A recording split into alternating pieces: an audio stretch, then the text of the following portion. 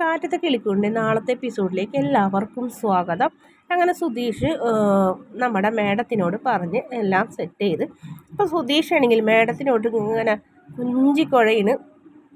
സുധീഷിൻ്റെ മനസ്സിലൊരു ധാരണ ഉണ്ടായിരുന്നു, നിധിക്ക് അത് കണ്ടാൽ എന്തെങ്കിലും തോന്നോ എന്നുള്ളൊരു ധാരണ. അങ്ങനെ തോന്നട്ടെ, അപ്പോൾ നിധിയുടെ മനസ്സിൽ തനിക്ക് സാധനം ഉണ്ടോയെന്നൊക്കെ അറിയാൻ വേണ്ടിയിട്ടുള്ളൊരു സൂത്രപ്പണിയായിരുന്നു അത്. ഭയങ്കര ചിരിയും കളിയൊക്കെ.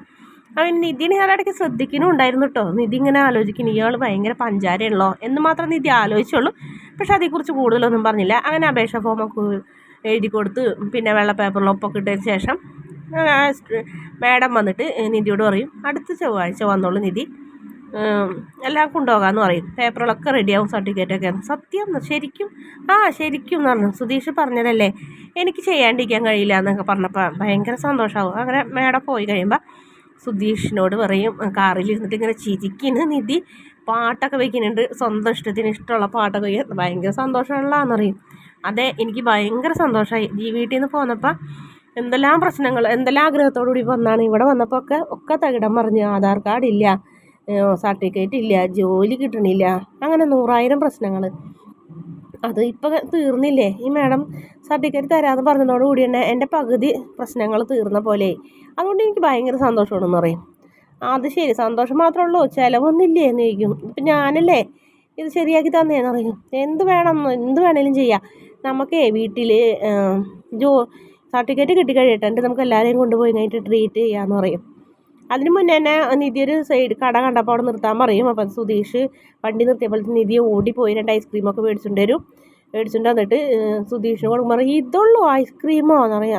പിന്നെ എന്താ വേണം, പെട്ടെന്ന് ട്രീറ്റ് വേണമെന്ന് പറഞ്ഞപ്പോൾ സന്തോഷത്തിന് മേടിച്ചതെന്ന് പറയും. ഞാൻ പറഞ്ഞില്ലേ, നമുക്ക് ഫാമിലി ആയിട്ട് പോയിരുന്നു കഴിഞ്ഞിട്ട് ഫുഡൊക്കെ കഴിക്കുക റെസ്റ്റോറൻറ്റിൽ പോയിട്ടെന്ന് പറയും.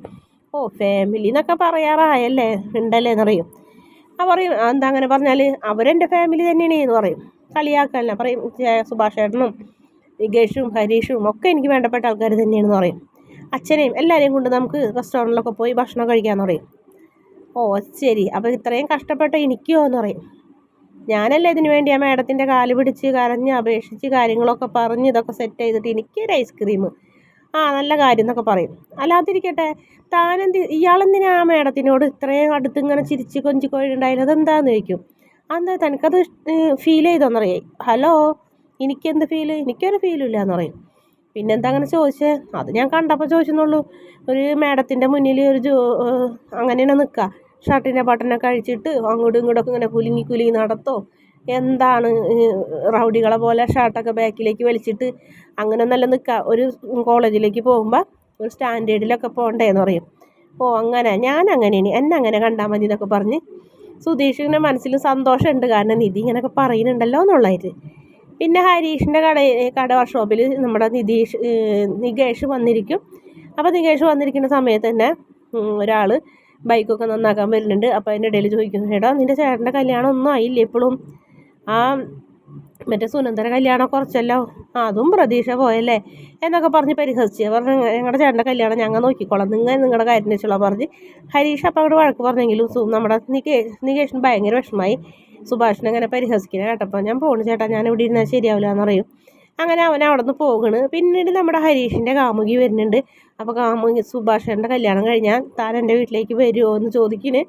അപ്പോൾ ആ കുട്ടി പറയുന്നുണ്ട്, അത് അങ്ങനെ ശരിയാവുന്നില്ല, അങ്ങനെ ഒന്നാമത്തെ കാര്യം ആ വീട്ടിലേക്ക് ഒരാൾക്കും വരില്ല, ഭാസ്കരനുള്ള വീട്ടിൽ ആരും നിൽക്കില്ല, ആരെയും മക്കളെ പറഞ്ഞയക്കില്ല.